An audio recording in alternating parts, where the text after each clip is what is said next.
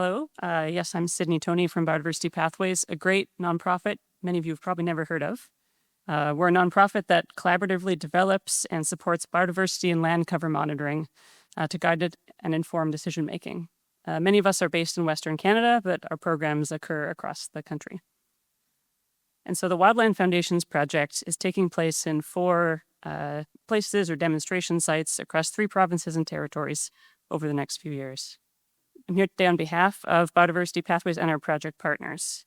We're working with Fort Smith Métis Council in the Southern Northwest Territories along the Slave River, Foothills Ojibwe First Nation in the lower foothills of the Rocky Mountains, Lakeland Métis Nation in the northeastern boreal forest of Alberta, and Yakit-Aknukleit First Nation in the Galton Mountain Range in southeastern BC.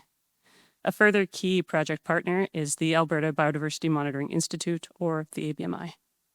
The goals of the Wildland Foundation's project are to document the cultural and ecological impacts of fire or its absence, to monitor the effects of wildfire and mitigation activities on wildlife and forests, to recommend restoration practices that support both cultural and ecological resilience, and throughout this all, to strengthen the role of Indigenous fire practices and people in wildfire mitigation, recovery, and research.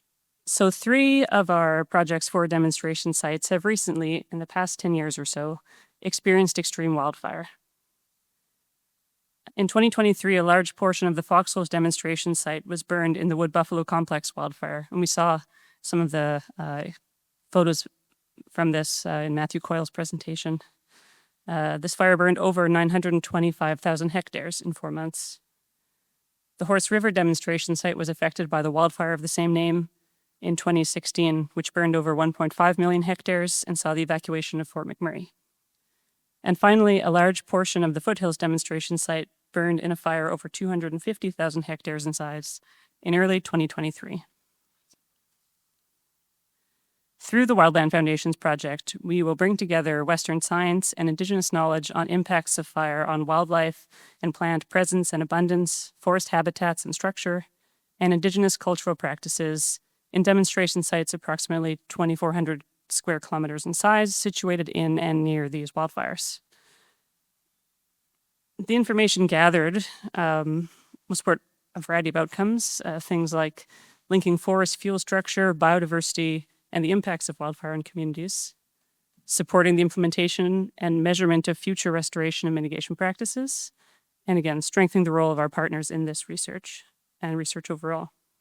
So to date, in 2025, activities in these 3 demonstration sites include co-selecting field sites and LiDAR flight boundaries, collecting LiDAR data in one of those demonstration sites, going out and establishing some of the field sites and starting some of the protocols, such as setting up wildlife cameras or autonomous recording units, ARUs, to monitor the wildlife communities, working to finalize protocols and scientific questions guided by community priorities, and ongoing engagement with communities through knowledge exchange events, visits to the project area, time on the land, and relationship building through cultural events, in addition to co-developing the project direction.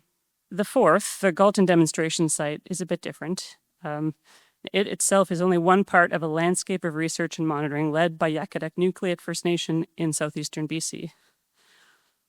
Ongoing fire suppression and the exclusion of traditional burn practices for over a century have led to the area being at risk of extreme wildfire due to the dense uniform forest stands that have grown in an area where wildfire historically occurred every approximately 10 years. Our role is to support the research and adaptive management practices led by Yakit-Aknukleit to restore culturally important habitat and reduce the wildfire risk. So these activities include prescribed burning, forest thinning, and selective retention harvesting. To date, the team is focused on developing and deploying monitoring protocols to enable before and after comparisons of restoration activities using wildlife cameras, vegetation plots, telemetry data from collars, and studying mule deer and sheep diet through fecal pellets. LiDAR data has been collected in the past and may also be collected post-treatment. On behalf of Yakit-Aknukleit, we've also submitted an application for pre-fire treatment of slashing to the provincial government, and are currently supporting work for a broader burn prescription and engagement with the wider community about these activities. So these demonstration sites, spanning thousands of square kilometers, are large-scale examples of integrating remote sensing, scientific models, and species habitat relationships and community knowledge and practices.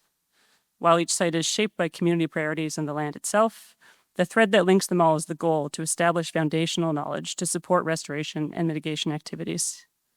My colleagues, Kenzie Fox and Nassim Gehi from the Alberta Biodiversity Monitoring Institute are here and able to answer many more questions than I am probably.